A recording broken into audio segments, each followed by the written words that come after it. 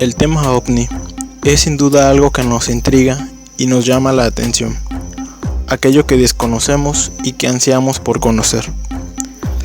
En la década de los 90 se dio a conocer una película que todos conocemos y que es difícil saber de alguien que no la haya visto, Hombres de Negro, en la cual se narra la historia de una supuesta organización que regula la actividad alienígena en el planeta, es decir, decide quién puede residir en ella y quién no, mantiene la vigilancia a los que se les permitió vivir e incluso defienden a la Tierra de ataques de aquellos que pretenden destruirla o conquistarla. Pero ¿qué dirías si te dijera que es probable que esta organización no sea solo ficción? Se dice que estos personajes son reales y que su función es mantener la paz en el planeta Tierra, defendiéndola de ataques y evitando que la evidencia de avistamientos de naves extraterrestres se haga pública. El primer contacto con ellos registrado, que se cree, fue con el investigador Albert Bender, el cual era el director de International Flying Saucer Bureau. Esta persona había dicho que tenía la respuesta a qué eran los platillos voladores. Tenía pensado exponerlo en su revista Space Review, pero antes pensó que era una buena idea exponerlo a un colega suyo, enviándole por correo su artículo. Bender, que había estado en cama un momento porque no se encontraba muy bien, notó la presencia de 3 figuras oscuras en la habitación. Las figuras se envolvieron más claras. Todas vestían de ropas oscuras, pero llevaban sombreros tipo Homburg. Eran difíciles de distinguir sus caras porque los sombreros las ocultaban parcialmente y las sombreaban. La sensación de miedo desapareció súbitamente. Los ojos de las tres figuras se iluminaron con linternas eléctricas concentrándose en él. Entonces sintió que en aquel momento le estaban transmitiendo un mensaje por telepatía. Sus visitantes confirmaron que Bender tenía razón en sus suposiciones acerca de la verdadera naturaleza de los ovnis. Uno de ellos incluso llevaba consigo el informe de Bender y le habían proporcionado información adicional. Esto le aterrorizó tanto que se sintió muy dispuesto a aceptar sus exigencias de que cerrara su organización y dejara de publicar la revista. Se le dijo que no debía decir la verdad a nadie, por su honor de ciudadano americano. ¿Pretendería Bender que alguien creyera su historia? Sus amigos y colegas quedaron atónitos. Uno de ellos, Gray Barker, publicó un libro sensacionalista. Sabían demasiado sobre los platillos voladores. Y el mismo Bender proporcionó una versión aún más extraña de su Platillos Volantes y los 3 hombres, publicado unos años después, en respuesta a los insistentes pedidos de sus ex colegas. En él trataba una descabellada historia acerca de naves espaciales con bases en la Antártida, teoría que figura entre las más rebuscadas que se han dedicado a este tema. Se ha sugerido que la inverosimilitud de la historia de Bender se proponía despistar a los investigadores serios de ovnis. Otro caso es el de Robert Richardson de Toledo, quien en julio de 1967 informó a la Organización de Investigación de Fenómenos Aéreos, APRO, que había chocado con un ovni mientras conducía por la noche. Al salir de una curva, se había enfrentado con un extraño objeto que bloqueaba el camino. No había podido frenar a tiempo y lo había golpeado, aunque no con mucha fuerza. Justo después del impacto, el ovni desapareció. Los policías que volvieron con Richardson al lugar solo hallaron las marcas de su frenazo, pero en una visita posterior encontró un trocito de metal que, según él, podría provenir del ovni. 3 días después, a las 11 de la noche, 2 hombres de algo más de 20 años aparecieron en su casa y le interrogaron unos 10 minutos. No se identificaron.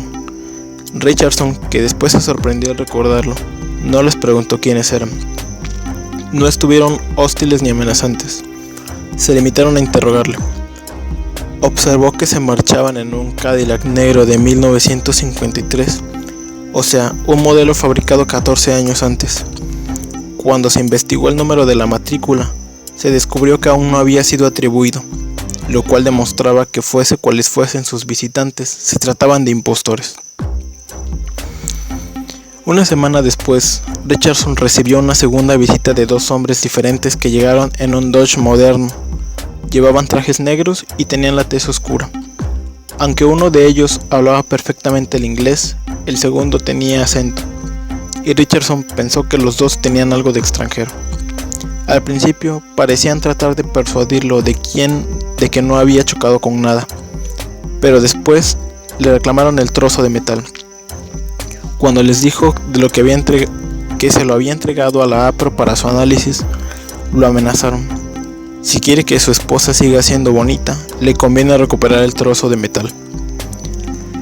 La existencia de este fragmento de metal solo la conocían Richardson, su esposa y dos socios importantes de la APRO. Aparentemente, los dos desconocidos solo podían haberse enterado de su existencia poniendo una escucha en su teléfono o en el de la APRO. No había una vinculación clara entre los dos pares de visitantes, pero ambos compartían el acceso de informaciones que no eran de dominio público, y quizás sea la clave del misterio que encierran los hombres de negro. Quizás el caso más preciso es el de Edward Christensen, que en noviembre de 1966 había visto un ovni, pero no fue hasta el 9 de enero de 1967 cuando en su casa de Nueva Jersey un hombre extraño llamó a su puerta. Dijo pertenecer a la oficina de localización de herederos y que era posible que el señor Edward hubiera heredado mucho dinero. De inmediato notó que aquel hombre era extraño, de 2 metros, hombros muy anchos, 120 kilos de peso, llevaba un largo abrigo negro de tela muy fina y un gorro de estilo ruso, que al quitárselo descubrió que el pelo cortado al cero. Tenía los ojos saltones y no estaban sincronizados el uno con el otro. El perro de los Christensen comenzó a gruñir de inmediato. Tenía una voz metálica y cuando se sentó sus pantalones se levantaron y observó fascinado un cable verde que le salía del calcetín y subía por su pierna. Cuando se le ofreció algo de tomar, rehusó y dijo que dentro de 10 minutos necesitaría un vaso de agua.